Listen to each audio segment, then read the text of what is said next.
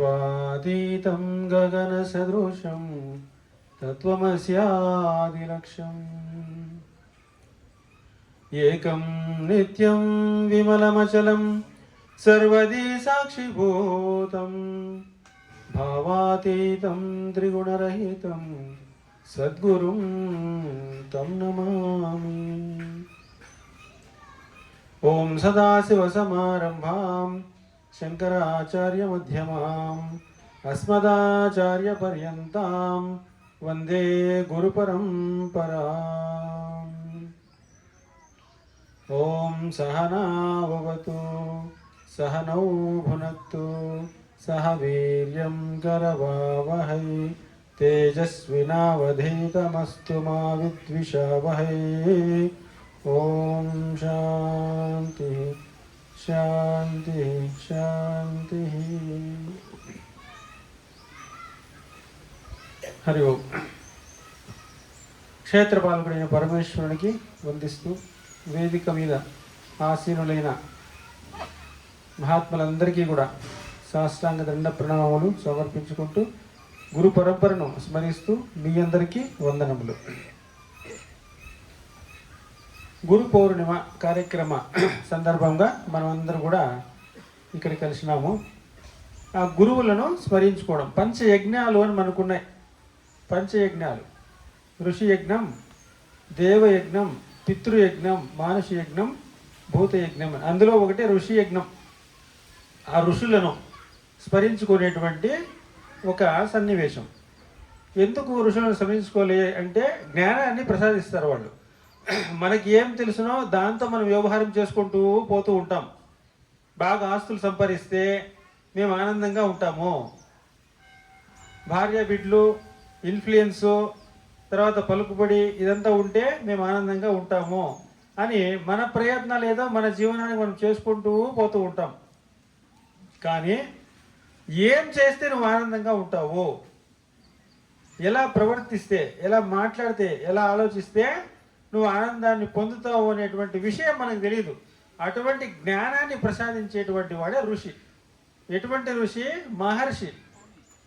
హర్షము అంటే ఆనందం, మహా ఆనందము. మహా ఆనందాన్ని పొందినటువంటి వాడు మహర్షి. మహా ఆనందం అంటే ఏమి తెలిసిన? ఒక్కసారి నీకు ఆనందం వచ్చింది అంటే ఎట్టి పరిస్థితుల్లో ఇంకా నీకు ఆనందం పోదు. ఎప్పటికీ నువ్వు ఆనంద స్వరూపుడుగానే ఉంటావు. అదే మహర్షి అంటే. అటువంటి ఆనందాన్ని పొందినటువంటి వాడు. కాబట్టి మా శ్రీనివాసులు గారు అడిగిండ్రి, స్వామి ఎప్పుడన్నా ఆరాధన, మళ్ళీ మన ఇంట్లో కూడా పెద్దలంతా చనిపోతూ ఉంటారు, వాళ్ళకి తిథులు తద్దినాలు చేస్తాం, వాళ్ళకి పూజలు చేయం మనం కదా. టెంకాయలు కొట్టి మంగళారతులు చేసి అష్టోత్తరాలు చేసి అభిషేకాలు చేసి చెయ్యం. నువ్వులు నీళ్లు కదా దర్భలతో వాళ్ళకు తిలోదకాలు ఇస్తారు. కానీ మరి మహాత్ములు, బ్రహ్మనీయులైనటువంటి వాళ్ళు, సాధు మహాత్ములకు, సంతులకు ఆరాధనలు అంటే భగవంతునితో సమానంగా మనం పూజిస్తాం కదా. ఏంటి దీనికి? వాళ్ళు మనతో పాటు పుట్టినోళ్ళే, వీళ్ళు కూడా మనతో పాటు పుట్టినోళ్ళే కదా అని దాని గురించి చెప్పండి అన్నారు. ఇది సందర్భం కదా. ఈ పొద్దు ఆరాధన కూడా వీరానంద స్వామి వారి ఆరాధన. ఏమిటి వీళ్ళకు వాళ్ళకు తేడా అంటే,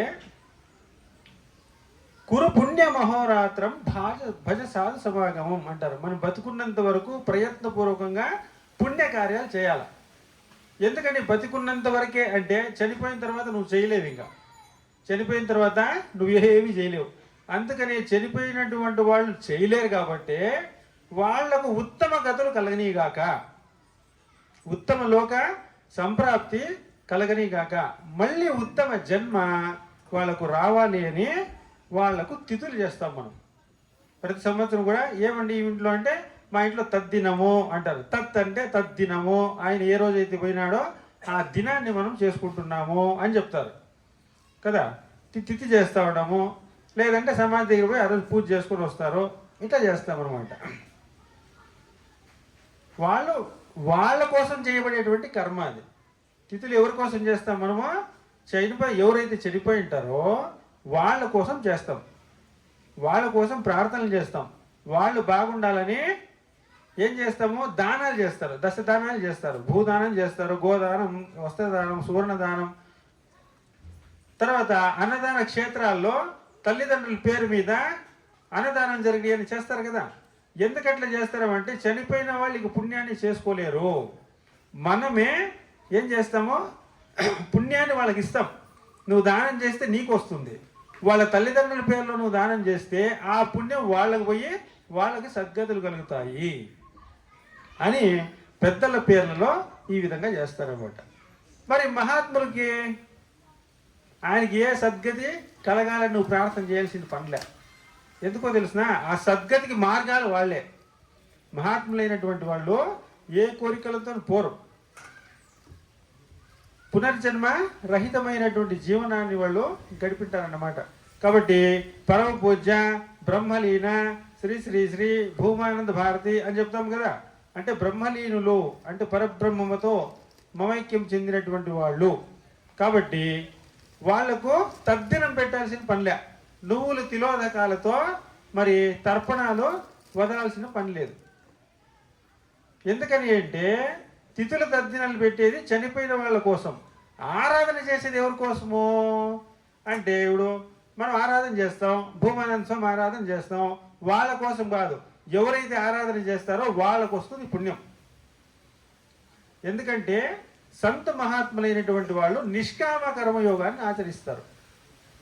వాళ్ళు అభిషేకాలు చేస్తారు, పూజలు చేస్తారు, చేయిస్తారు, ధ్యానం చేస్తారు, తపస్సు చేస్తారు, జపం చేస్తారు, బాహ్య సాధనలు, అంతరంగ సాధనలు, సాక్షాత్ సాధనలు చేస్తారు, చేయిస్తారు. ఏ కోరిక లేకుండా నిష్కామంగా చేస్తారు కదా. నువ్వు నిష్కామంగా చేసినా సకామంగా చేసినా ఫలితం వచ్చేస్తుంది. ఆ ఫలితాన్ని కూడా సమాజానికి దారిపోసేస్తారు. వాళ్ళ కోసం వాళ్ళు చేయరు.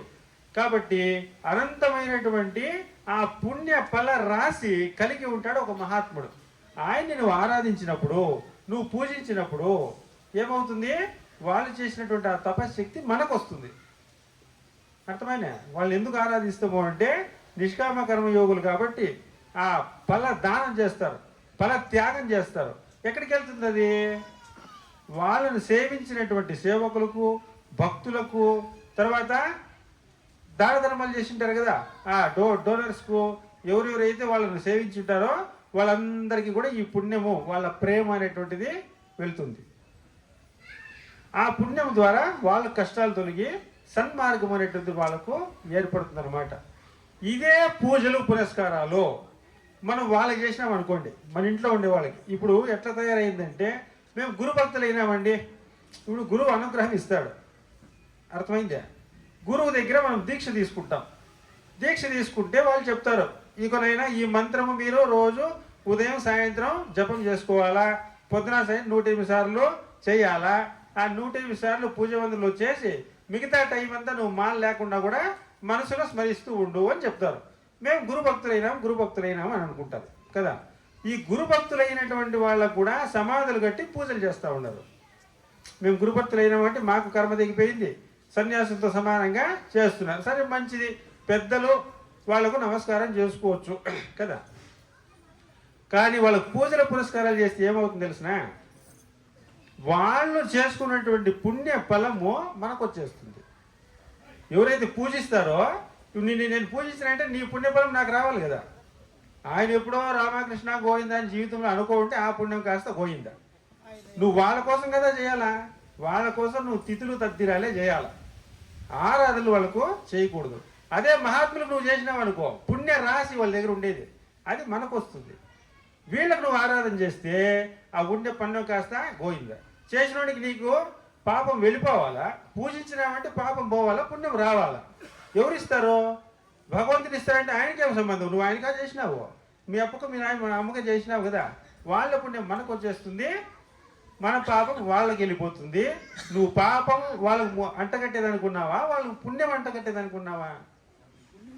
పుణ్యం అంటగట్టాలంటే తిథులు తద్దినాలు చేసి ఆ మంత్రాల యొక్క అర్థం ఏమి అంటే ఉత్తమ గతులు సంప్రాప్తించని, మళ్ళీ జన్మలో ఉత్తమమైనటువంటి మానవ జన్మ రాని, మంచి జ్ఞానంతో వాళ్ళు పుట్టని అని ఆ సంస్కృత మంత్రాలకు అర్థం అన్నమాట. కాబట్టి వాళ్ళకి తిథులు తద్దినాలే చేయాలా, వీళ్లకు ఆరాధనలు చేయాలన్నమాట. అది వాళ్ళకు వీళ్ళకు ఉండేటువంటి డిఫరెన్స్ అనమాట. కాబట్టి మన శ్రీనివాసులు గారు అన్నారు కదా, మనము ఫస్ట్ స్టాండర్డ్ ఫస్ట్ క్లాసు డిస్టింక్షన్లో పాస్ కాకపోయినా మానవ జన్మ అనేటువంటిది వచ్చింది. ఆ మానవ జన్మలో కనీసం వీడు మానవుడు అని అనిపించుకుంటే చాలు, మానవత్వంతో ఉన్నాడు అని అనిపించుకుంటే పాస్ అయితే చాలు. ఆయన అన్నాడు కదా, పాస్ అయిపోతే చాలు. అది ఆ పాస్ అయిపోవాలన్నా జ్ఞానం లేకుండా అవుతుందే, అయ్యలే. ఆ జ్ఞానాన్ని ప్రసాదిస్తారు మహాత్ములు అనమాట. కానీ మనమేమనుకుంటాము, ఇప్పుడు మనకి ఆరోగ్యం ఉంది, ఐశ్వర్యం ఉంది కదా, ఎంతో కొంత పలుకుబడి ఉంది, జీవన విధానానికి కావాల్సినటువంటి అన్ని సౌకర్యాలు ఉన్నాయి.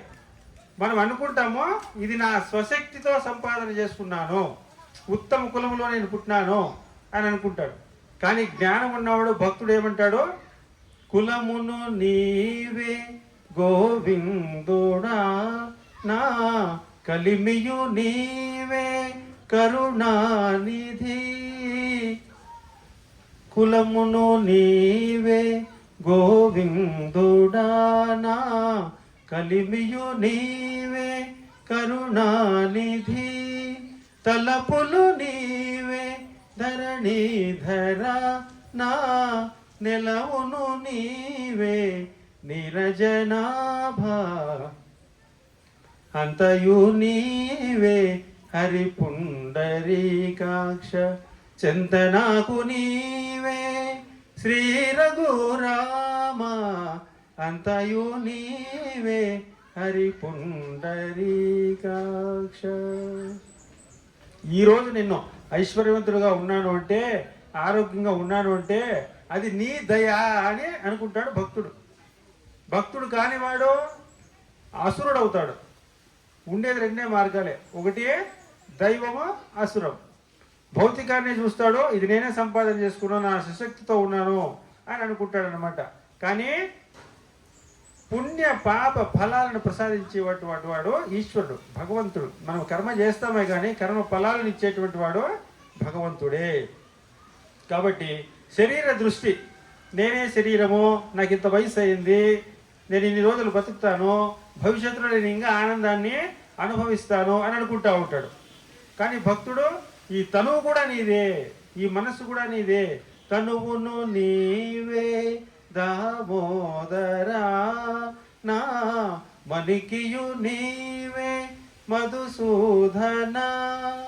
వినికియు నీవే విఠలుడా, నా వెనక ముందు నీవే విష్ణుదేవుడా.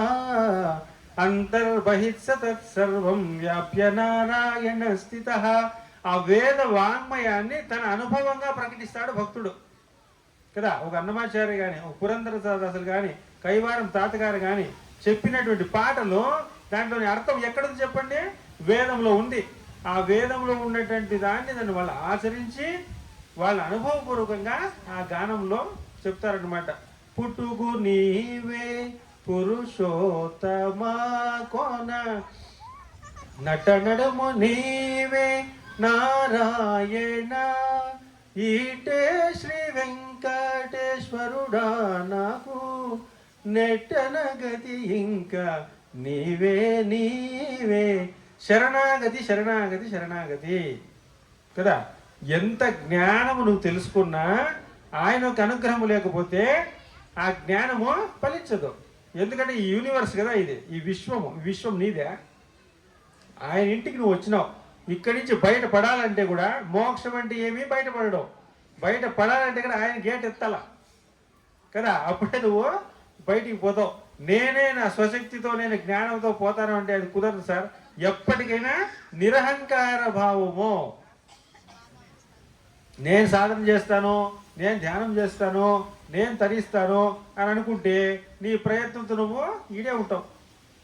ఎప్పుడైతే మనం శరణాగతి చెంది, అయ్యా నువ్వు ఇచ్చిన జ్ఞానంతో నేను సాధన చేసి ముందుకు పోయేటువంటి శక్తి సామర్థ్యాన్ని నాకు అనుగ్రహించు, నీ అనుగ్రహంతోనే నేను సాధన చేసి ధన్యత పొందుతాను అని ఎప్పుడైతే మనం శరణాగతితో ప్రార్థిస్తామో, ఆయన ఒక్కసారి మన వైపు చూస్తే ఇక మన జీవితము ధన్యమైనట్లే.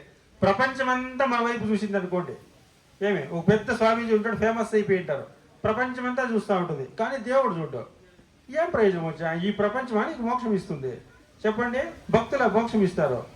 కాబట్టి ప్రపంచం చూస్తూ ఉందే లేదా కాదో, భగవంతుడు నన్ను చూస్తా ఉన్నాడా లేదా? ఇప్పుడు ఉడత, ఆ ఉడత ఏం చేసిందండి రాముడికి? కదా, తపస్సు చేసిందా, ధ్యానం చేసిందా, యోగం చేసిందా, ప్రస్తావిత అధ్యయనం చేసిందా? ఏం చేసింది? నిండు హృదయంతో ఇంతమంది వానరులు సేవ చేస్తూ ఉంటారే, నేను ఎటువంటి సేవలు చేయలేకపోతున్నానే ఈ శ్రీరామునికి అని బాధపడుతూ కూర్చోందంట. అది ఏమి మళ్ళీ తన ప్రయత్నం చేసి అంత ఇసుకేసింది. ఇసుకేస్తే ఎవరు చూసినారు? అక్కడ లక్ష్మణుడు ఉన్నాడు, నల్ల నీళ్ళు ఇంజనీర్లు ఉన్నారు, సుగ్రీవుడు ఉన్నాడు, జాంబోతుడు చూసినారా? అఖిలాండ కోటి బ్రహ్మాండ నాయకుడి దృష్టిని ఆకర్షించేసింది అది కదా. అది ప్రేమ. ఆయన దృష్టి నీ మీద పడేదానికి నువ్వు ఏం ప్రయత్నం చేస్తావో నువ్వు చేసుకో. అంతేగాని భౌతికంగా అందరు నన్ను చూడాలంటే ఎందరు చూసినా నీకు వచ్చేది ఏమీ లేదు.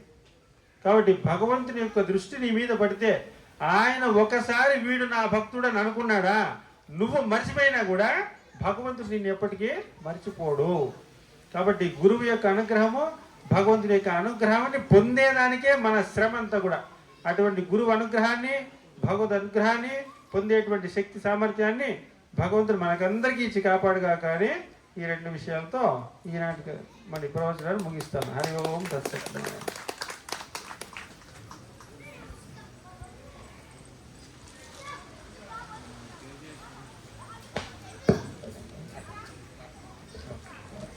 ఇప్పుడు మనం నరోత్తమ స్వామి మాట్లాడతారు 10 నిమిషాలు.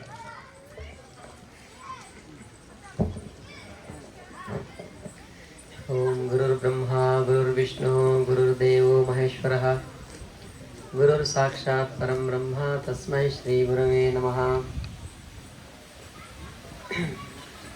ಪರಮಾತ್ಮನ ಪಾದಾರವಿಂದಗಳಲ್ಲಿ ನಮಸ್ಕಾರಗಳು ಸಮರ್ಪಿಸಿ ಪ್ರಾತಸ್ಮರಣೀಯರು ವಂದನೀಯರು ಆಗಿರ್ತಕ್ಕಂಥ ಪ್ರಪಂಚದ ಎಲ್ಲ ದಾರ್ಶನಿಕ ಮಹಾತ್ಮರ ಪಾದಪದ್ಮಗಳನ್ನು ಹೃದಯ ಮಂದಿರದಲ್ಲಿ ಸ್ಮರಿಸಿ ವೇದಿಕೆಯ ಮೇಲೆ ಆಸೀನರಾಗಿರ್ತಕ್ಕಂಥ ಎಲ್ಲ ಪರಮ ಪೂಜ್ಯರ ಪಾದಾರವಿಂದಗಳನ್ನು ವಂದಿಸುತ್ತಾ, ಗುರುಪೂರ್ಣಿಮೆ ನಿಮಿತ್ತವಾಗಿ ವೇದಿಕೆಯ ಮುಂಭಾಗದಲ್ಲಿ ಆಸೀನರಾಗಿರ್ತಕ್ಕಂಥ ಎಲ್ಲ ಸದ್ಭಕ್ತರಿಗೂ ಹೃದಯಪೂರ್ವಕ ವಂದನೆಗಳು. ಇವತ್ತು ಗುರುಪೂರ್ಣಿಮೆ, ವ್ಯಾಸ ಪೂರ್ಣಿಮೆ, ಗುರುಪೂರ್ಣಿಮೆ ಅಂತೇಳಿ ಹೇಳ್ತಾರೆ. ಆಷಾಢ ಪೂರ್ಣಿಮೆ, ಗುರುಪೂರ್ಣಿಮೆ ಅಂತಕ್ಕಂಥದ್ದು ಅನಾದಿ ಕಾಲದಲ್ಲೂ ಕೂಡ ಆಚರಿಸ್ತಾ ಬಂದಿರತಕ್ಕಂಥ ಪದ್ಧತಿ. ಜ್ಞಾನಪ್ರದಾತ ಗುರುಗಳಿಗೆ ಪೂಜೆಯನ್ನು ಮಾಡ್ತಕ್ಕಂಥ ಒಂದು ವಿಧಾನ. ಗುರು ಅಂತಕ್ಕಂಥದ್ದು ಪ್ರತಿಯೊಬ್ಬರ ಜೀವನದಲ್ಲಿ ಕೂಡ ಅತ್ಯಂತ ಅವಶ್ಯಕವಾಗಿರ್ತಕ್ಕಂಥ ವಿಷಯ. ಯಾಕೆಂದರೆ ಜೀವನದಲ್ಲಿ ಸಣ್ಣ ಸಣ್ಣ ವಿದ್ಯೆಯನ್ನು ಕಲಿಯಬೇಕಾದ್ರೆ ಕೂಡ ಮಾರ್ಗದರ್ಶನದ ಅವಶ್ಯಕತೆ ಇರ್ತದೆ. ಒಂದು ವ್ಯವಸಾಯ ಆಗಿರ್ಬೋದು, ವ್ಯಾಪಾರ, ಉದ್ಯೋಗ, ಅದೇ ರೀತಿ ಒಂದು ಸಣ್ಣ ಸಣ್ಣ ವಿಷಯ ಅದಕ್ಕೆ ಕೂಡ ಗುರುಗಳ ಅವಶ್ಯಕತೆ ಇರ್ತದೆ. ಅಂದರೆ ಆ ಮಟ್ಟದ ಗುರುಗಳು. ಹಾಗೆಯೇ ಇಲ್ಲಿ ಜೀವನ ಸಾರ್ಥಕತೆ ವಿಷಯ ಬಂದಾಗ ಅದಕ್ಕೂ ಅವಶ್ಯಕವಾಗಿ ಗುರುಗಳ ಅವಶ್ಯಕತೆ ಖಂಡಿತ ಇದೆ. ಹಾಗಾಗಿ ಜೀವನ ಅಂತಕ್ಕಂಥದ್ದು ತುಂಬ ಅಮೂಲ್ಯವಾಗಿದೆ. ಆ ಜೀವನವನ್ನು ಹೇಗೆ ಸಾಗಿಸಬೇಕು, ಹೇಗೆ ಜೀವನ ಮಾಡಬೇಕು ಅದರ ಬಗ್ಗೆ ನಮಗೆ ಸ್ವತಃ ಜ್ಞಾನ ಇರೋದಿಲ್ಲ. ಹಾಗಾಗಿ ಗುರುಗಳ ಅವಶ್ಯಕತೆ ಇರ್ತದೆ. ಹಾಗಾಗಿ ಈ ಒಂದು ಜ್ಞಾನವನ್ನು ಪರಂಪರೆಯಿಂದ ವ್ಯಾಸ ಮಹರ್ಷಿ ನಾರಾಯಣಂ ಪದ್ಮಭೂಮ್ ಅಲ್ಲಿಂದ ಬರ್ತದೆ, ಸದಾಶಿವ ಸಮಾರಂಭಂ ಅಂತೇಳಿ ಕೂಡ ಹೇಳ್ತಾರೆ. ಹಾಗೆ ಗುರು ಪರಂಪರೆಯಿಂದ ನಡ್ಕೊಂಡು ಬಂದಿರತಕ್ಕಂಥ ಏನು ಜ್ಞಾನದ ಆದಾನ ಪ್ರದಾನ ಜೀವನ ಸಾರ್ಥಕ್ಕಾಗಿ, ಅದೇ ರೀತಿ ಇಹಲೋಕದ ಸುಖ ಇರ್ಬೋದು, ಪರಲೋಕದ ಸುಖ ಇರ್ಬೋದು, ಅಥವಾ ಜೀವನ ಸಾರ್ಥಕತೆ ಎಲ್ಲಕ್ಕೂ ಕೂಡ ಗುರುಗಳ ಅವಶ್ಯಕತೆ ತುಂಬ ಇದೆ. ಆಧುನಿಕ ಯುಗದಲ್ಲಿ ಗುರುಗಳ ಅವಶ್ಯಕತೆ ಏನಿದೆ ಅಂತ ಕೇಳ್ಬೋದು. ಆಧುನಿಕ ಯುಗದಲ್ಲಿ ಇಂದಿನ ಜನರಿಗಿಂತ ಇವತ್ತಿನ ಜಗತ್ತಿಗೆ ಗುರುಗಳ ಅವಶ್ಯಕತೆ ತುಂಬ ಇದೆ. ಹಾಗಾಗಿ ಈ ಒಂದು ಗುರು ಪೂರ್ಣಿಮೆ ದಿನ ನಾವು ಗುರುಗಳನ್ನ ಸ್ಮರಿಸ್ತೀವಿ, ಆರಾಧನೆ ಮಾಡ್ತೀವಿ. ಇಲ್ಲಿ ಗುರುಗಳು ಅಂತಂದರೆ ವ್ಯಕ್ತಿ ಅಲ್ಲ, ಜ್ಞಾನ. ಒಂದು ಗಂಗೆ ಜಲ ಪಾತ್ರಕ್ಕೆ ಒಂದು ಪೂಜೆ ಮಾಡ್ತೀವಿ. ಪೂಜೆ ಮಾಡಬೇಕಾದ್ರೆ ಒಂದು ತಾಮ್ರದ ಪಾತ್ರೆಯಲ್ಲಿ ಗಂಗೆಯನ್ನಿಟ್ಟು ಪೂಜೆ ಮಾಡ್ತೀವಿ. ಪೂಜೆ ಮಾಡ್ತಕ್ಕಂಥದ್ದು ಪಾತ್ರೆಗಲ್ಲ, ಅಲ್ಲಿರ್ತಕ್ಕಂಥ ಜಲಕ್ಕೆ. ಹಾಗೆ ಇಲ್ಲಿ ಕೂಡ ಅಷ್ಟೇ, ಗುರು ಪೂಜೆ ಅಂತಂದ್ರೆ ಜ್ಞಾನಕ್ಕೆ ಪೂಜೆ. ಹಾಗಾಗಿ ಜ್ಞಾನವೇ ಇಲ್ಲಿ ಪ್ರಧಾನವಾಗಿರತಕ್ಕಂಥ ವಿಷಯ. ಹಾಗಾಗಿ ಜ್ಞಾನ ಅಂತಕ್ಕಂಥದ್ದು ಪರಂಪರೆಯಿಂದ, ಗುರು ಪರಂಪರೆಯಿಂದ ಬರುತ್ತದೆ. ಈ ಸಂದರ್ಭದಲ್ಲಿ ವಿಶೇಷವಾಗಿ ವ್ಯಾಸರ ಪೂಜೆ ಮಾಡ್ತಾರೆ. ವ್ಯಾಸ ಮಹರ್ಷಿ, ವ್ಯಾಸೋ ಸಿಸ್ಟಮ್ ಜಗತ್ ಸರ್ವಂ ಅಂತ ಮಾತಿದೆ. ಅಂದ್ರೇನು, ಜಗತ್ತಿನಲ್ಲಿ ಎಲ್ಲವೂ ಕೂಡ ವ್ಯಾಸ ಮಹರ್ಷಿ ಉಚ್ಚಿಷ್ಟವೇ. ಅಂದ್ರೇನು, ಏನೆಲ್ಲ ಶಾಸ್ತ್ರ ಇವತ್ತು ನಾವು ಓದ್ತೀವಿ, ಉಪನಿಷತ್ತಾಗಿರ್ಬೋದು, ಭಗವದ್ಗೀತೆ ಆಗಿರ್ಬೋದು, ಭಾಗವತ, ಅಷ್ಟಾದಶ ಪುರಾಣಗಳು, ಅದೇ ರೀತಿ ಆ ಪುರಾಣಗಳಿಗೆ ಉಪಪುರಾಣಗಳು.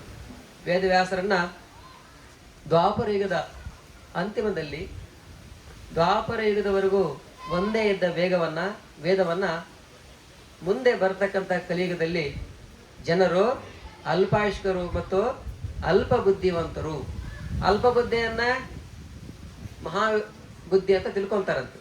ಹಾಗಾಗಿ ಎಲ್ಲರಿಗೂ ಅನುಕೂಲವಾಗುವಂತೆ ವ್ಯಾಸ ಮಹರ್ಷಿಗಳು ಒಂದೇ ಇದ್ದ ವೇದವನ್ನ 4 ಮಾಡ್ತಾರೆ. ಋಕ್, ಯಜುರ್, ಸಾಮ, ಅಥರ್ವಣ ಅಂತೇಳಿ. ಅದನ್ನು ಕೂಡ ಮತ್ತೆ ಇನ್ನಷ್ಟು ವಿಸ್ತಾರ ಮಾಡಿ ಅದನ್ನ ವೇದ ವ್ಯಾಸ ಅಂದ್ರೆ ಅದನ್ನು ವಿಸ್ತಾರ ಮಾಡ್ತಾರೆ. ಉಪನಿಷತ್ತಾಗಿ, ಪುರಾಣಗಳಾಗಿ, ಅದಕ್ಕೆ ಉಪಪುರಾಣಗಳಾಗಿ ಅದನ್ನ ವಿಸ್ತಾರ ಮಾಡ್ತಾರೆ. ಹೀಗಾಗಿ ಅವರಿಗೆ ವ್ಯಾಸ ಮಹರ್ಷಿ, ವೇದ ವ್ಯಾಸ ಮಹರ್ಷಿ ಅಂತೇಳಿ ಕೂಡ ಹೆಸರು ಬಂದಿರೋದನ್ನ ನಾವು ನೋಡ್ತೀವಿ. ಹಾಗಾಗಿ ಸಂದರ್ಭದಲ್ಲಿ ಯಾವುದೇ ಪುರಾಣ ತಗೊಂಡಾಗ ನಾವು ವ್ಯಾಸ ಮಹರ್ಷಿಗಳು ಮೊದಲನೇದಾಗಿ ಧರ್ಮವನ್ನ ಉಪದೇಶ ಮಾಡ್ತಾರೆ, ಎರಡನೇದಾಗಿ ಉಪಾಸನೆಯನ್ನು ಉಪದೇಶ ಮಾಡ್ತಾರೆ, ನಂತರ ಜ್ಞಾನವನ್ನು ಕೂಡ ಉಪದೇಶ ಮಾಡ್ತಾರೆ. ಹಾಗಾಗಿ ಪ್ರತಿಯೊಬ್ಬರು ಕೂಡ ಜೀವನದಲ್ಲಿ ಸುಖವಾಗಿ ಜೀವನ ಮಾಡಬೇಕು ಅಂದಾಗ ಧರ್ಮದ ಅವಶ್ಯಕತೆ ತುಂಬಾ ಇದೆ. ಅಂದ್ರೆ ಯಾವ ರೀತಿ ಜೀವನ ಮಾಡಬೇಕು, ಯಾವ ರೀತಿ ಧರ್ಮ ಮಾರ್ಗದಲ್ಲಿ ನಡೆಯಬೇಕು. ಧರ್ಮ ಮಾರ್ಗದಲ್ಲಿ ನಡೆದವನಿಗೇನೆ ಉಪಾಸನೆ ಮಾಡತಕ್ಕಂಥ ಶಕ್ತಿ ಬರ್ತದೆ, ಉಪಾಸನೆಯ ಫಲ ಕೂಡ ಉಂಟಾಗ್ತದೆ. ಅಂಥವ್ರು ಮಾತ್ರನೇ ಮುಂದೆ ಜ್ಞಾನಕ್ಕೆ ಕೂಡ ಹೋಗ್ಲಿಕ್ಕೆ ಸಾಧ್ಯ ಆಗ್ತದೆ. ಹಾಗಾಗಿ ಯಾವುದೇ ಪುರಾಣ ತಗೊಳ್ಳಿ ನೀವು, ಮೊದಲನೇದಾಗಿ ಧರ್ಮ, ಉಪಾಸನೆ ಮತ್ತೆ ಎಲ್ಲಕ್ಕೆ ಮುಖ್ಯವಾಗಿರ್ತಕ್ಕಂಥ ಜ್ಞಾನ, 3 ಕೂಡ ಅಲ್ಲಿ ಉಪದೇಶ ಮಾಡಲಾಗಿರ್ತದೆ. ಅದನ್ನೇ ಆಖ್ಯಾಯಿಕ ಅಂತ ಹೇಳ್ತಾರೆ. ಆಖ್ಯಾಯಿಕ ಅಂದ್ರೆ ಮಕ್ಕಳಿಗೆ ಔಷಧಿಯನ್ನು ತಿನ್ನಿಸ್ಬೇಕಾದ್ರೆ ನಾಲಿಗೆ ಮೇಲೆ ಜೇನುತುಪ್ಪವನ್ನು ಸವರ್ತಾರೆ. ಯಾಕೆ? ಔಷಧಿ ಕಹಿಯಾಗಿರ್ತದೆ, ಮಕ್ಕಳು ತಿನ್ನೋದಿಲ್ಲ. ಹಂಗಾಗಿ ಮೊದಲು ಜೇನುತುಪ್ಪವನ್ನು ಸವರಿ, ಮಕ್ಕಳು ಜೇನುತುಪ್ಪವನ್ನು ಸವಿತಿರ್ಬೇಕಾದ್ರೆ ಅದ್ರ ಮೇಲೆ ಔಷಧಿಯನ್ನ ಸವರ್ತಾರೆ, ನಂತರ ಜೇನುತುಪ್ಪವನ್ನು ಸವರ್ತಾರೆ. ಹಾಗೆ ಜ್ಞಾನ ಅಂತಕ್ಕಂಥದ್ದು ಕೇಳಲಿಕ್ಕೆ ಸ್ವಲ್ಪ ಕಠಿಣ ಅನಿಸ್ತದೆ. ಹಾಗಾಗಿ ಮೊದಲನೇದಾಗಿ ಧರ್ಮೋಪದೇಶ, ಅದಕ್ಕೆ ಸಂಬಂಧಪಟ್ಟಂತೆ ಕಥೆಗಳು, ಅದಕ್ಕೆ ಸಂಬಂಧಪಟ್ಟ ಉಪಮಾನ, ಇವೆಲ್ಲವನ್ನು ಹೇಳ್ತಾ ಮಧ್ಯದಲ್ಲಿ ಜ್ಞಾನೋಪದೇಶವನ್ನು ಮಾಡ್ತಾರೆ. ಜ್ಞಾನ ಯಾಕಪ್ಪ ಅಂದ್ರೆ ಮನುಷ್ಯ ಇಹ ಪರ ಸುಖಗಳನ್ನ ಪಡೆಯಬೇಕಾದ್ರೆ ಜ್ಞಾನದ ಅವಶ್ಯಕತೆ ತುಂಬಾ ಇದೆ. ಹಾಗಾಗಿ ಅಂತ ಜ್ಞಾನೋಪದೇಶ ಮಾಡಿರ್ತಕ್ಕಂಥ ವ್ಯಾಸ ಮಹರ್ಷಿಗಳನ್ನ ಇವತ್ತು ನಾವೆಲ್ಲರೂ ಕೂಡ ಸ್ಮರಿಸ್ತೀವಿ. ಎಲ್ಲರ ರೂಪವಾಗಿ, ಎಲ್ಲ ಗುರುಗಳ ರೂಪದಲ್ಲಿ ವ್ಯಾಸ ಮಹರ್ಷಿಯನ್ನ ಪೂಜೆ ಮಾಡ್ತಾರೆ. ಗುರುಗಳು ಎಷ್ಟೇ ದೊಡ್ಡವರಾದ್ರೂ ಕೂಡ ಅವರ ಗುರುಗಳಿಗೆ ವಂದಿಸ್ತಾರೆ. ಇವತ್ತು ಗುರುಗಳಾಗಿರ್ಬೋದು, ಆದರೆ ಒಂದಿನ ಅವರು ಅವ್ರ ಗುರುಗಳ ಶಿಷ್ಯರ ತಾನೆ. ಹಾಗೆ ವ್ಯಾಸ ಮಹರ್ಷಿಗಳು ಹಾಗೆ ಗುರು ಪರಂಪರೆಗೆ ಇವತ್ತು ವಂದಿಸ್ತಕ್ಕಂಥ, ಪೂಜಿಸ್ತಕ್ಕಂಥ, ಆರಾಧಿಸ್ತಕ್ಕಂಥ ದಿವಸ. ಹಾಗಾಗಿ ಈ ಗುರು ಪೂರ್ಣಿಮಾ ಅಂತಕ್ಕಂಥದ್ದು ತುಂಬ ಮಹತ್ವವನ್ನು ಪಡೆದಿರ್ತಕ್ಕಂಥ ದಿವಸ. ಈ ಒಂದು ಸಂದರ್ಭದಲ್ಲಿ ಇಷ್ಟೊಂದು ಈ ಒಂದು ಸುಂದರವಾದ ವಾತಾವರಣ ನಿರ್ಮಾಣ ಮಾಡಿ ನಮ್ಮ ವಿಶೇಷವಾಗಿ ಶ್ರೀನಿವಾಸ್ ಅವರು ಹೇಳ್ತಾರೆ, ಮನುಷ್ಯಾಣಂ ಸಹಸ್ರೇಶು ಕಶ್ಚಿತ್ ಯತತಿ ಸಿದ್ಧಯ್ಯ ಅಂತೇಳಿ. ಮನುಷ್ಯನ ಯಾರೋ ಒಬ್ಬರು ಮಾತ್ರನೇ ಈ ಆಧ್ಯಾತ್ಮಿಕದ ಒಲವು, ಧರ್ಮದ ಕಡೆ ಒಲವು ಎಲ್ರಿಗೂ ನೋಡ್ತೀವಿ ನಾವು. ಅಂತ ಒಂದು ಇದರಲ್ಲಿ ಎಷ್ಟೆಲ್ಲ ಜೀವನ ಮಾಡಲಿಕ್ಕೆ, ವ್ಯಾಪಾರ ಮಾಡ್ಬೋದು, ವ್ಯವಸಾಯ ಮಾಡ್ಬೋದು, ಉದ್ಯೋಗ ಏನೆಲ್ಲ ಮಾಡ್ಬೋದು. ಅಂತ ಇದರಲ್ಲಿ ಎಲ್ಲವನ್ನು ಬಿಟ್ಟು ಧರ್ಮ ಮಾರ್ಗದ ಕಡೆ ಬಂದು ಆಶ್ರಮ ನಿರ್ಮಾಣ ಮಾಡಿ 16 ಜನ ಮಹಾನುಭಾವರನ್ನ ಕರೆಸಿ, ಅದೇ ರೀತಿ ಭಕ್ತರನ್ನ ಇಲ್ಲಿ ಕೂರಿಸಿ ಒಂದು ಜ್ಞಾನ ಆದಾನ ಪ್ರದಾನ ಮಾಡುವಂಥ ಒಂದು ವ್ಯವಸ್ಥೆ ಮಾಡುವಂಥ ಸಂಕಲ್ಪ ಮಾಡಿ ಶ್ರೀನಿವಾಸ್ ಅವರು ಇಷ್ಟೆಲ್ಲ ಮಾಡಿದ್ದಾರೆ. ತುಂಬ ಸಂತೋಷ ಆಗ್ತದೆ. ಈಗಿನ ಕಾಲದಲ್ಲಿ ನಾವು ನೋಡ್ತೀವಿ ಈ ಥರ ಆಶ್ರಮ ಮಾಡಬೇಕು, ಇವೆಲ್ಲ ಆಸಕ್ತಿ ತುಂಬ ಕಮ್ಮಿ. ಹಾಗಾಗಿ ಇಷ್ಟೆಲ್ಲ ನಾವು ಮಾಡದೇ ಇದ್ರೂ ಕನಿಷ್ಠ ಬಂದದನ್ನು ಸದ್ವಿನಿಯೋಗ ಮಾಡ್ಕೋಬೇಕು, ಆವಾಗಲೇ ಜೀವನ ಸಾರ್ಥಕ ಆಗ್ತದೆ. ತುಂಬ ಸಂತೋಷ, ತಾವೆಲ್ಲ ಬಂದಿದ್ದೀರಿ, ಆಗಮಿಸಿದಿರಿ. ಇನ್ನೂ ಮಹಾನುಭಾವರು ಮಾತಾಡೋರಿದ್ದಾರೆ, ಅವರೆಲ್ಲ ಮಾತನ್ನು ಕೇಳಿ ನಾವೆಲ್ಲ ಧನ್ಯರಾಗೋಣ ಅಂತ ಹೇಳ್ತಾ, ಪರಮಾತ್ಮ ಎಲ್ಲರೂ ಕೂಡ ಭಕ್ತಿ ಜ್ಞಾನ ವೈರಾಗ್ಯ ಕೊಡಲಿ ಅಂತ ಹೇಳ್ತಾ ನನ್ನ 2 ಮಾತು ಮುಗಿಸ್ತೀನಿ. ಧನ್ಯವಾದ, ನಮಸ್ಕಾರ.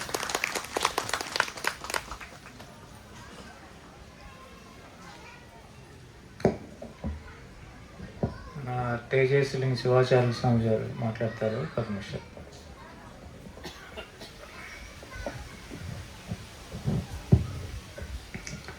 యద్వాసా భాసతే విశ్వం యస్సు కేనానుమోదతే నమస్తస్మై గుణాతీత విభవాయ పరాత్మనే భైరవం భైరవాకారం భద్రం భద్రేశ్వరం ప్రభుం రుద్రం రుద్రగణాధీశం ವೀರಭದ್ರಂ ಅಹಂ ಭಜೆ ವೀರಭದ್ರಂ ಅಹಂ ಭಜೆ.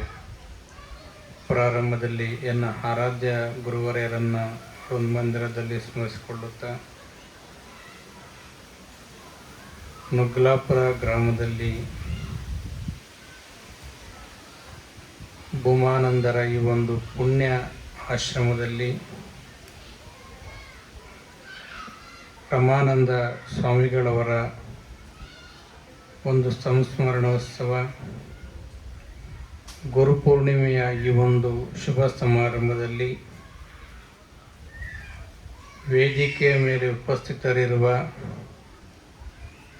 ಎಲ್ಲ ಸಾಧು ಸಂತರಿಗೆ ಭಕ್ತಿಯ ನಮನಗಳನ್ನು ಸಮರ್ಪಿಸುತ್ತಾ ಈ ಒಂದು ಪವಿತ್ರ ಸಮಾರಂಭದಲ್ಲಿ ಆಸೀನರಾಗಿ ಈ ಒಂದು ಆಶ್ರಮಕ್ಕೆ ಒಂದು ಕಳೆಯನ್ನು ಕೊಟ್ಟು 15 ವರ್ಷಗಳಿಂದ ಪರಿಪೂರ್ಣವಾಗಿರ್ತಕ್ಕಂಥ ಒಂದು ಆಶ್ರಮವನ್ನು ಮಾಡಿರ್ತಕ್ಕಂಥ ಗುರುಗಳ ಪ್ರೇಮಿಗಳು, ಭಕ್ತಿ ಸಂಪನ್ನರಾಗಿರ್ತಕ್ಕಂಥ ಶ್ರೀನಿವಾಸರವರೇ, ಆ ಒಂದು ಕುಟುಂಬದ ಎಲ್ಲ ಸದಸ್ಯರುಗಳೇ, ಈ ಒಂದು ಪುಣ್ಯ ಕಾರ್ಯಕ್ರಮದಲ್ಲಿ ಆಸೀನರಾಗಿರ್ತಕ್ಕಂಥ ಎಲ್ಲ ಧರ್ಮಾಭಿಮಾನಿಗಳೇ, ತಾಯಂದಿರೇ ಮತ್ತು ಮಕ್ಕಳೇ, ಇವತ್ತು ಭಾಳ ವಿಶೇಷವಾಗಿ ಗುರು ಪೌರ್ಣಮಿಯ ನಿಮಿತ್ತ ಒಂದು ಗುರುವರ್ಯರ ಒಂದು ಸಂಸ್ಮರಣೋತ್ಸವ ಕಾರ್ಯಕ್ರಮದಲ್ಲಿ ತಾವೆಲ್ಲರೂ ಸಹ ಭಾಗವಹಿಸಿರ್ತಕ್ಕಂಥವರಾಗಿದ್ದೀರಿ.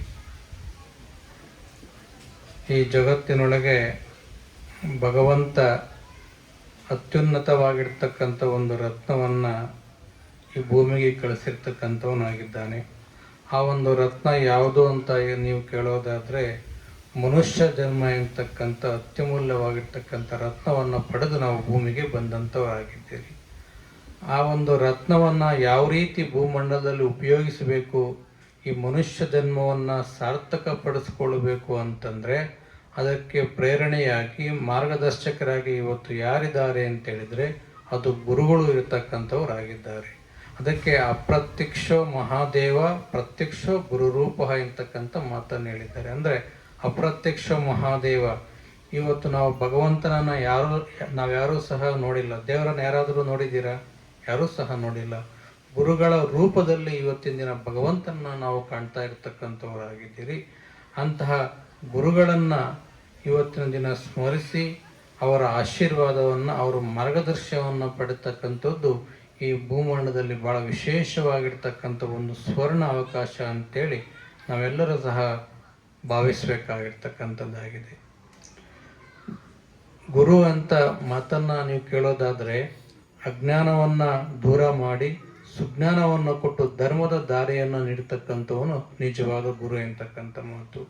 ಬಹುಶಃ ಅದಕ್ಕೊಂದು ನಿಮಗೆ ಉದಾಹರಣೆಯನ್ನು ಕೊಡಬೇಕಾದ್ರೆ, ಅಲೆಕ್ಸಾಂಡರ್ ಚಕ್ರವರ್ತಿಯನ್ನು ತಾವೆಲ್ಲರೂ ಕೇಳಿದ್ದೀರ.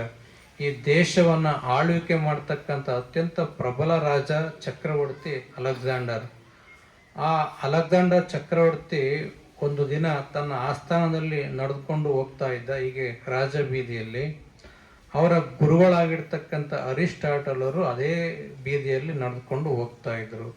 ಆಗ ಅರಿಸ್ಟಾಟಲ್ ಚಕ್ರವರ್ತಿ ತನ್ನ ರಥದಿಂದ ಕೆಳಗೆ ಇಳಿದು ತಾನು ತೊಟ್ಟಿರ್ತಕ್ಕಂಥ ಒಂದು ರತ್ನ ಖಚಿತವಾಗಿರ್ತಕ್ಕಂಥ ಕಿರೀಟವನ್ನು ಕೆಳಗೆ ಇಟ್ಟು ಮಂಡಿ ಊರಿ ತನ್ನ ಗುರುಗಳಿಗೆ ನಮಸ್ಕಾರವನ್ನು ಮಾಡ್ತಾನೆ. ಆಗ ತನ್ನ ಮಂತ್ರಿ ಒಂದು ಮಾತನ್ನು ಕೇಳ್ತಾನೆ, ನೀವು ಈ ದೇಶಕ್ಕೆ ರಾಜರು, ನಿಮ್ಮಲ್ಲಿ ಭಾಳಷ್ಟು ಆಸ್ತಿ ಇದೆ, ಅಂತಸ್ತಿದೆ, ಐಶ್ವರ್ಯ ಇದೆ, ನೀವು ಈ ಸಾಧು ಸಂತರಿಗೆ ಯಾಕೆ ನಮಸ್ಕಾರ ಮಾಡ್ತೀರಿ ಅಂತಕ್ಕಂಥ ಮಾತನ್ನು ತನ್ನ ಮಂತ್ರಿ ಅರಿಸ್ಟಾಟಲ್ಗೆ ಹೇಳ್ತಾನೆ. ಆಗ ಅಲೆಕ್ಸಾಂಡರ್ ಚಕ್ರವರ್ತಿ ಒಂದು ಮಾತನ್ನು ಹೇಳ್ತಾರೆ, ನಮ್ಮ ತಂದೆ ತಾಯಿಗಳು ನನ್ನ ಆಕಾಶದಿಂದ ಭೂಮಿಗೆ ತಂದು ಬಿಟ್ಟರೆ ನನ್ನ ಗುರುಗಳಾಗಿರ್ತಕ್ಕಂಥವರು ಭೂಮಿಯಿಂದ ಆಕಾಶಕ್ಕೆ ಎತ್ತರಕ್ಕೆ ಬೆಳೆಸ್ತಕ್ಕಂಥ ಕೀರ್ತಿ ಇವತ್ತು ಯಾರಿಗಿದೆ ಅಂತ ಹೇಳಿದ್ರೆ ಅದು ಗುರುಗಳಿಗೆ ಮಾತ್ರ ಇರ್ತಕ್ಕಂಥದ್ದಾಗಿದೆ. ಅಂತ ಗುರುಗಳನ್ನ ಆಶ್ರಯಿಸ್ತಕ್ಕಂಥದ್ದು ಇವತ್ತು ಪ್ರತಿನಿತ್ಯ ಪ್ರತಿಯೊಬ್ಬರ ಒಂದು ಆದ್ಯ ಕರ್ತವ್ಯವಾಗಿರ್ತಕ್ಕಂಥದ್ದಾಗಿದೆ. ಇವತ್ತಿನ ದಿನ ಪ್ರತಿಯೊಬ್ಬರ ಒಂದು ಮನುಷ್ಯರು ಬಹುಶಃ ಎಲ್ಲರೂ ಸಹ ಆಧ್ಯಾತ್ಮಕ್ಕೆ ಬರಲಿಕ್ಕೆ ಬಹಳಷ್ಟು ಕಷ್ಟ ಆಗ್ತಕ್ಕಂಥದ್ದಾಗಿದೆ. ಈ ಒಂದು ಸಾಂಸಾರಿಕ ಒಂದು ಜಂಜಡಗಳಲ್ಲಿ ಸಂಸಾರ, ಮನೆ, ಮಕ್ಕಳು, ಆಸ್ತಿ ಇವೆಲ್ಲವನ್ನು ನೋಡ್ಕೊಂಥ ಸಂದರ್ಭದಲ್ಲಿ ಆಧ್ಯಾತ್ಮಕ್ಕೆ ಬರ್ತಕ್ಕಂಥದ್ದು ಬಹಳಷ್ಟು ಕಷ್ಟ. ಅಂತ ಆಧ್ಯಾತ್ಮಕ್ಕೆ ಬರಬೇಕು ಅಂತ ಹೇಳಿದರೆ ಒಂದು 5 ಸೂತ್ರಗಳನ್ನು ನೀವೆಲ್ಲ ಪ್ರತಿಯೊಬ್ಬರು ಮಾಡಬೇಕಾಗಿದೆ. ಅದಕ್ಕೆ ತುಳಸಿದಾಸರು ಒಂದು ಮಾತನ್ನು ಹೇಳಿದರೆ, ಸಾಧು ಮಿಲನ, ಹರಿಭಜನ, ದಯಾ, ಧರ್ಮ, ಉಪಕಾರ ಎಂತಕ್ಕಂಥ ಮಾತು. ಅಂದರೆ ಸಾಧುಗಳ ಮಿಲನ. ಇವತ್ತಿನ ದಿನ ನಮ್ಮ ಆಶ್ರಮದಲ್ಲೇ ಶ್ರೀನಿವಾಸರವರು ಬಹುಶಃ ಎಲ್ಲ ಸಾಧುಗಳನ್ನು ಒಂದು ಸಂಗಮ ಮಾಡಿ ಇವತ್ತಿನ ದಿನ ಸತ್ಸಂಗವನ್ನು ಕಾರ್ಯಕ್ರಮವನ್ನು ಮಾಡಿದ್ದಾರೆ. ಆ ಗುರುಗಳ ವಾಣಿಯಿಂದ ಬರ್ತಕ್ಕಂಥದ್ದು ಮಾತಲ್ಲ, ಅದು ಆಶೀರ್ವಚನ. ಅವರೆಲ್ಲರ ಮಾತುಗಳನ್ನು ಕೇಳಿ ನಿಮ್ಮ ಜೀವನವನ್ನು ಮಾಡ್ಕೊಂಥ ಒಂದು ಅಪೂರ್ವ ಅವಕಾಶವನ್ನು ಇವತ್ತು ಒಂದು ಸತ್ಸಂಗದಲ್ಲಿ ಸಾಧುಗಳ ಮಿಲನ ಒಂದು ಕಾರ್ಯಕ್ರಮದಲ್ಲಿ ಕೊಟ್ಟಿರ್ತಕ್ಕಂಥವರಾಗಿದ್ದಾರೆ.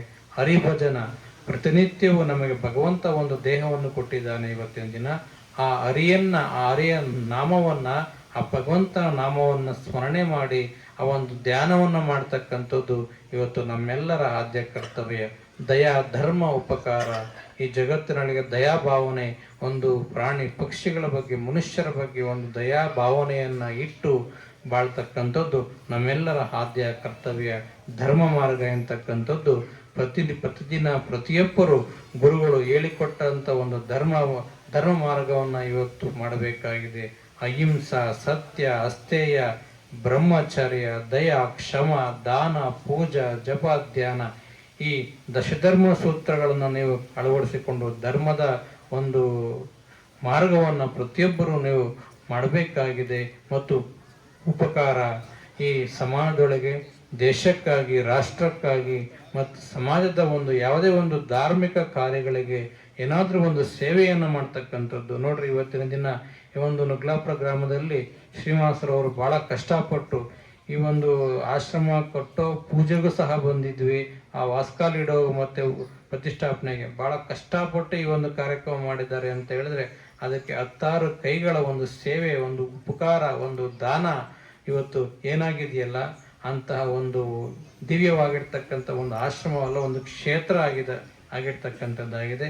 ಆದ್ದರಿಂದ ಪ್ರತಿಯೊಬ್ಬರು ಈ ಒಂದು ಸಮಾಜಮುಖಿ ಕಾರ್ಯಕ್ರಮಗಳಿಗೆ, ಸಮಾಜಕ್ಕೆ, ರಾಷ್ಟ್ರಕ್ಕೆ, ಧರ್ಮಕ್ಕೆ ಏನಾದರೂ ಒಂದು ಸೇವೆಯನ್ನು ಸಲ್ಲಿಸ್ತಕ್ಕಂಥ ಕೆಲಸ ತಾವೆಲ್ಲರೂ ಮಾಡಬೇಕಾಗಿದೆ. ಈ 5 ಸೂತ್ರಗಳನ್ನು ಪ್ರತಿಯೊಬ್ಬ ಸಂಸಾರಿಯು ತಮ್ಮ ಜೀವನದಲ್ಲಿ ಅಳವಡಿಸಿಕೊಂಡ್ರೆ ಸಂಸಾರಿಕ ಜೀವನದ ಜೊತೆಯಲ್ಲಿ ಆಧ್ಯಾತ್ಮಿಕವಾಗಿ ತಮ್ಮನ್ನು ತಾವು ತೊಡಗಿಸಿಕೊಳ್ತಕ್ಕಂಥ ಒಂದು ಅತ್ಯಮೂಲ್ಯವಾಗಿರ್ತಕ್ಕಂಥ ಸನ್ನಿವೇಶಗಳು ಸಹ ಇದಾಗಿವೆ ಅಂತಕ್ಕಂಥ ಮಾತನ್ನು ಹೇಳುತ್ತಾ, ಇವತ್ತು ಒಂದು ಆಶ್ರಮದಲ್ಲಿ ಒಂದು ಹಿರಿಯ ಗುರುಗಳ ಒಂದು ಸಂಸ್ಮರಣೋತ್ಸವ ಕಾರ್ಯಕ್ರಮದಲ್ಲಿ, ಗುರುವಿನ ಸ್ಮರಣೆ ಒಂದು ಕಾರ್ಯಕ್ರಮದಲ್ಲಿ ಸತ್ಸಂಗ ಕಾರ್ಯಕ್ರಮ ಇವತ್ತು ಆಗಿರ್ತಕ್ಕಂಥದ್ದಾಗಿದೆ. ಮಂಡೆ ಮಾಸಿದೊಡೆ ಮಜ್ಜನಗೈಯಬಹುದು, ಬಟ್ಟೆ ಮಾಸಿದೊಡೆ ಮಡಿವಾಳನಿಗಿಕ್ಕಬಹುದು, ಆ ಮನ ಮಾಸಿದೊಡೆ ಎಂತಕ್ಕಂಥ ಪ್ರಶ್ನೆಯನ್ನ ಶರಣರು ಹಾಕಿರ್ತಕ್ಕಂಥವರಾಗಿದ್ದಾರೆ. ಅಂದ್ರೆ ಇವತ್ತು ತಲೆ ಏನಾದರೂ ಕೊಳೆ ಆದರೆ ಸ್ನಾನ ಮಾಡಿ ಆ ಕೊಳೆಯನ್ನ ತೆಗಿಬಹುದು. ಬಟ್ಟೆ ಏನಾದರೂ ಮಾಸಿದ್ರೆ ಮಡಿವಾಳನೆ ಕೊಟ್ಟು ಆ ಒಂದು ಬಟ್ಟೆಯನ್ನ ಒಗಿಬಹುದು. ಅದೇ ರೀತಿಯಾಗಿ ಮನಸ್ಸು ಎಂತಕ್ಕಂಥದ್ದು, ಮನಸ್ಸು ಮಾಸಿದರೆ ಇಂಥ ಸತ್ಸಂಗಗಳನ್ನು ಮಾಡಿ ಗುರುಗಳ ಒಂದು ಮಾತುಗಳನ್ನು ಕೇಳಿ ಆ ಒಂದು ಗುರುಗಳ ಸಮ್ಮಿಲನವನ್ನು ಮಾಡಿ ನಮ್ಮ ಮನಸ್ಸನ್ನು ಒಂದು ಕೊಳೆಯನ್ನ ಒಂದು ತೊಳಿತಕ್ಕಂಥ ಕೆಲಸ ನೀವೆಲ್ಲರೂ ಸಹ ಮಾಡಬೇಕಾಗಿದೆ.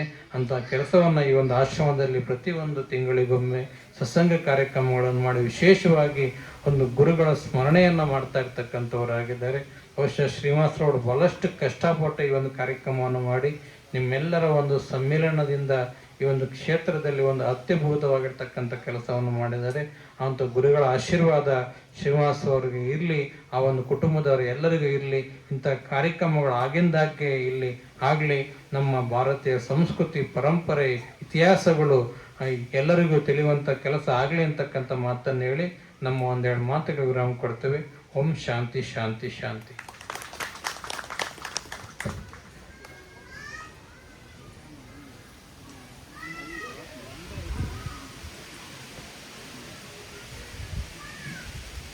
సత్యనారాయణ స్వామీజీ మాట్లాడతారు.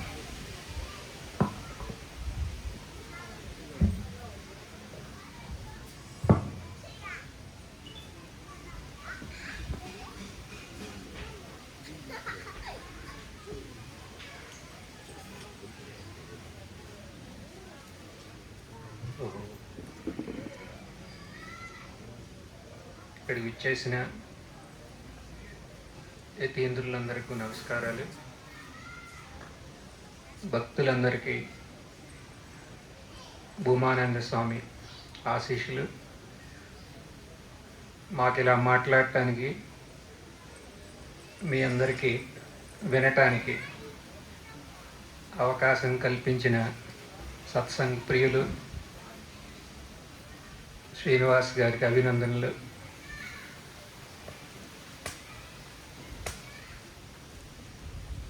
మీరందరూ లేవకుండా ఉంటారా?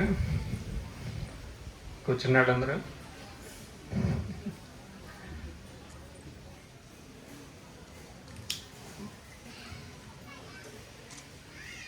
మనందరం రకరకాల కార్యాలు చేపట్టాం. ఎందుకోసం ఇవన్నీ చేపట్టాం అని అడిగితే మీరేమంటారు? ఆనందం కోసం, శాంతి కోసం. మనం పసితనం నుంచి ఇలా రకరకాల విషయాలు వెనకాల పడుతూ శాంతి పొందుతాం అని ఆశించాం. మనకి ఆ శాంతి ఆనందం లభించిందా అని అడిగితే లభించినట్టే ఉంది, కానీ చేయి జారిపోయింది, మనతో ఉండట్లా అది. ఎందుకని? మనం విషయాల్ని మారుస్తూ వచ్చాం, కొత్త కొత్త విషయాలు. ఆ విషయాల రూపేణ కొత్త భోజన పదార్థాలు, వాటిలో నుంచి ఆనందం, సుఖం వస్తుందేమో. లేకపోతే కొత్త సీరియళ్ళు, కొత్త సినిమాలు, ఇంకా కొత్త ప్రదేశాలని సందర్శించుకుందాం. దీని ద్వారా మనకు ఆనందం వస్తుందేమో అనే ఒక ఆశతో. కానీ ఆనందం వచ్చిందా? వచ్చినట్టే వచ్చి పోయింది. వ్యక్తుల ద్వారా ఆనందం వస్తుందని ఆశపడ్డాం, అవునా? మనం వివాహితులం అయ్యాం, పిల్లల ద్వారా వస్తుంది అనుకున్నాం, మనవాళ్ళ ద్వారా వస్తుంది అనుకున్నాం, ముని మనవాళ్ళ ద్వారా కూడా వస్తున్నా అని అనుకున్నాం. తప్పేం లేదు, వస్తుంది. కానీ వచ్చి మనతో ఉంటాందా? ఉండట్లా. మరి ఇప్పుడు ఏం చేయాలి అని అంటే, గురుదేవుల వారు వేదాలు, ఉపనిషత్తులు ఏముంటున్నాయి? ఉత్తిష్టత అని ఉంటుంది. ఉత్తిష్టత అంటే ఏంటి? మన లేవమంటున్నాయి. ఎక్కడి నుంచి లెగవాలి? ఎక్కడి నుంచి అంటే, ఈ వస్తువుల్లో ఆనందం లభిస్తుందేమో, లభిస్తుంది అనే ఒక భ్రమ నుంచి లెగవమంటున్నారు. ఎవరు?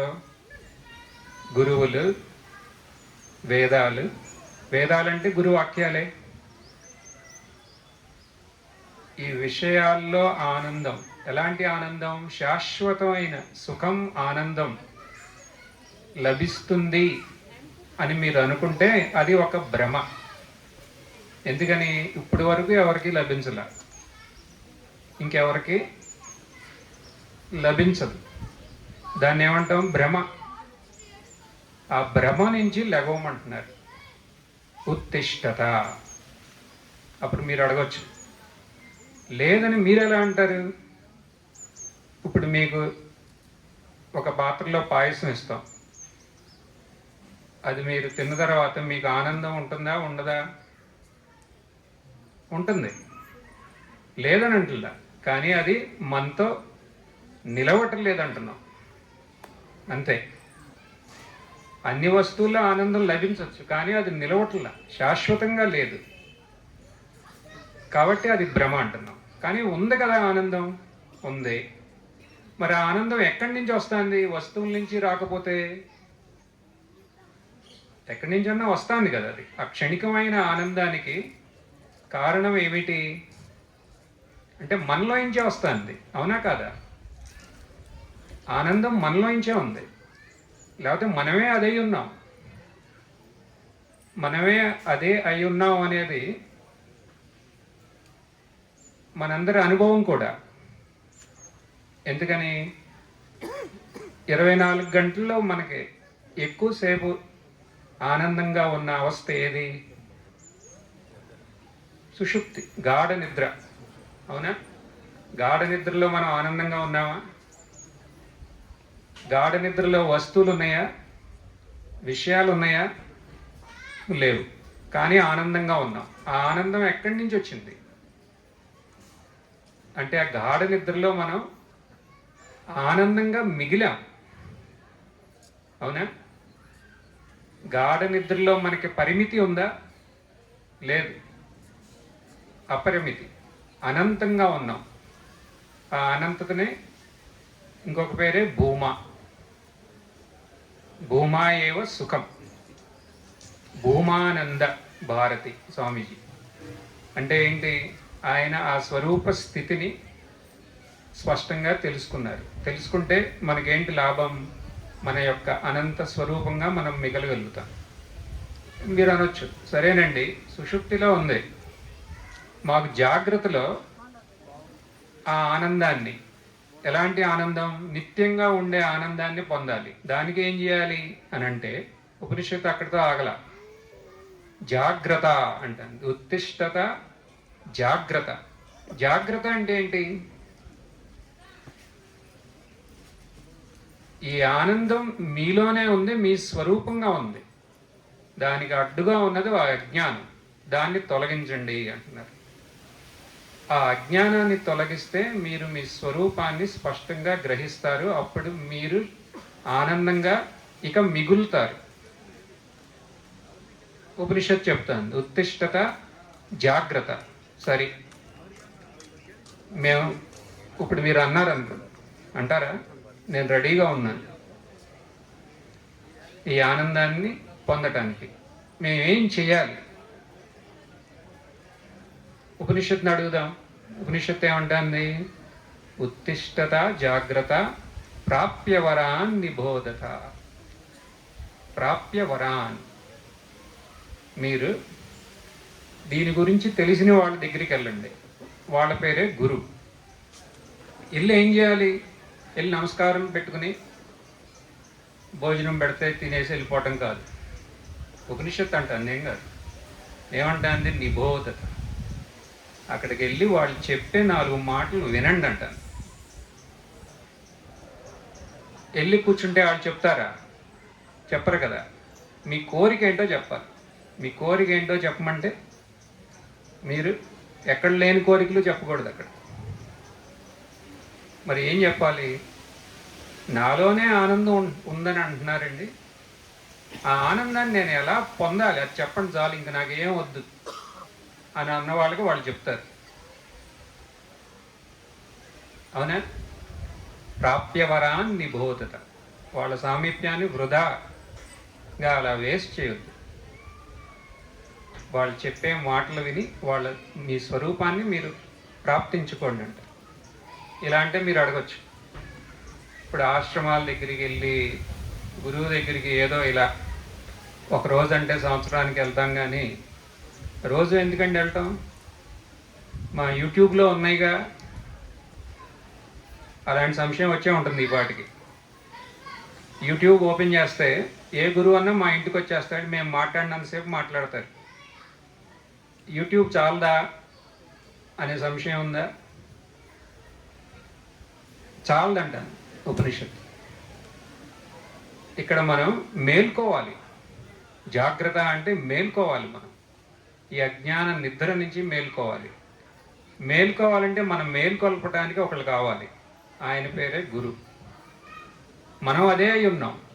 ఇప్పుడు మన ముఖాన్ని మనం చూసుకుంటానికి మనకు అర్థం ఎలా సహాయం చేస్తుందో అలాగే గురువు మన ముందుకు వచ్చి మన స్వరూపాన్ని, మనకు తెలియజేయడానికి ఆయన అవసరం ఎంతైనా ఉంది. అంతేకాదు ఉపనిషత్ అంటుంది క్షురస్య ధార నిశితా దురత్యయ దుర్గం పతస్తత్ కవయో వదంతి. క్షురస్య ధార, ఈ మార్గం ఎలాంటిది? ఒక పొదునైన కత్తి మీద నడుస్తున్నట్టంట. ఏం మార్గం? ఈ జ్ఞాన మార్గం. పొదునైన కత్తి మీద నడవడం అనేది ఒక సామాన్య విషయమా? ఎంత ప్రమాదంతో కూడుకుంది. ఈ మార్గం అలా ఎందుకు అవుతుంది అన్నారు అనుకోండి. మనలో మన స్వరూపంగా ఉన్న ఈ అనంతమైన శాంతిని మనకి దక్కాలంటే మనం బాహ్యంగా ఉన్న ఇంద్రియ విషయాలను జయించాలి. అంటే ఇంద్రియాలను అదుపులో పెట్టుకోవాలి. అక్కడతో పని అవుతుందా? ఇంద్రియాలు అదుపులో ఉన్న మనస్సు మన చేతిలో లేకపోతే ఏం ఉపయోగం లేదు. మనస్సుని అదుపులో పెట్టాలి. తర్వాత బుద్ధి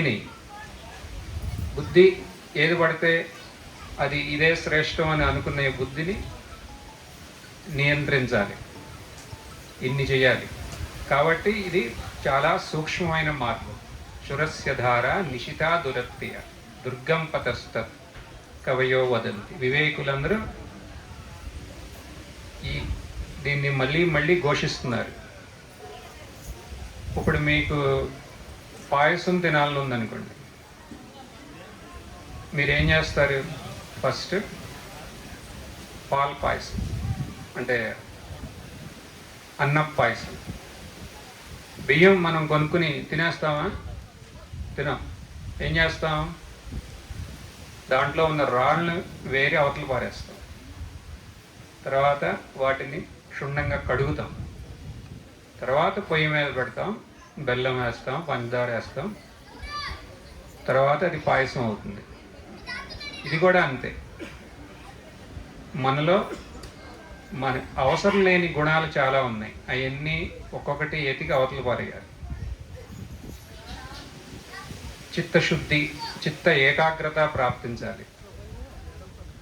దీని తర్వాతే మనకి జ్ఞానం లభ్యం అవుతుంది. సో గురువు దగ్గరికి వెళ్తే గురువుగారు డైరెక్ట్గా మనకి తత్వమసి అలా ఏం బోధించరు. మన చూసి మనం ఎక్కడున్నాం, మనకి చిత్తశుద్ధి అవసరమా, నిష్కామ సేవ అవసరమా, నిష్కామ భక్తి అవసరమా, వీటి ద్వారా మనకి యోగ్యులను చేసి తర్వాత జ్ఞానాన్ని ప్రసాదిస్తారు. కాబట్టి మనం ఫస్ట్ చేయాల్సింది ఏంటి? దీని యొక్క మహత్వం గుర్తించాలి. ఈ రెండు శబ్దాలు గుర్తుపెట్టుకుంటే చాలు. ఉత్తిష్టత, జాగ్రత్త. ఉత్తిష్టత అంటే విషయాల్లో సుఖం ఉందనే భ్రమం నుంచి మనం లెగవాలి. తర్వాత మనమే ఆనందంగా ఉన్నాం, ఆ ఆనందంలోకి మనం మేల్కోవాలి. ఇలా అవ్వాలి అంటే మనకు కావాల్సింది గురు సాన్నిధ్యం. గురు సాన్నిధ్యం ఉంటే మన స్వరూప సుఖాన్ని మనం ప్రాప్తించగలం.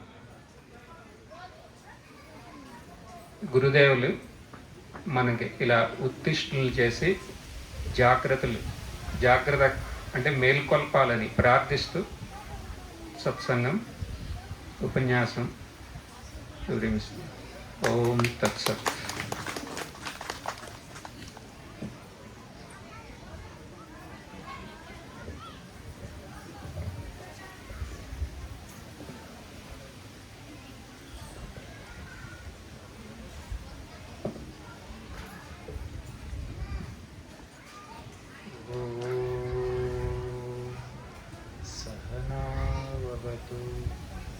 सहनौ भुनक्तु सह वीर्यं करवावहै तेजस्विनावधीतमस्तु मा विद्विषावहै.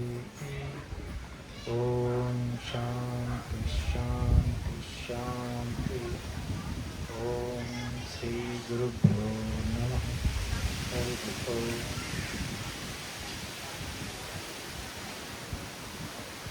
ఈరోజు గురు పూర్ణిమ అంటే వ్యాస పూర్ణిమ. వ్యాస పూర్ణిమనే గురు పూర్ణిమ అని ఎందుకు నిర్ణయించారు? అంటే మొదట ఈ పండుగలన్నీ మనకి ప్రసాదించింది మన ఋషులే.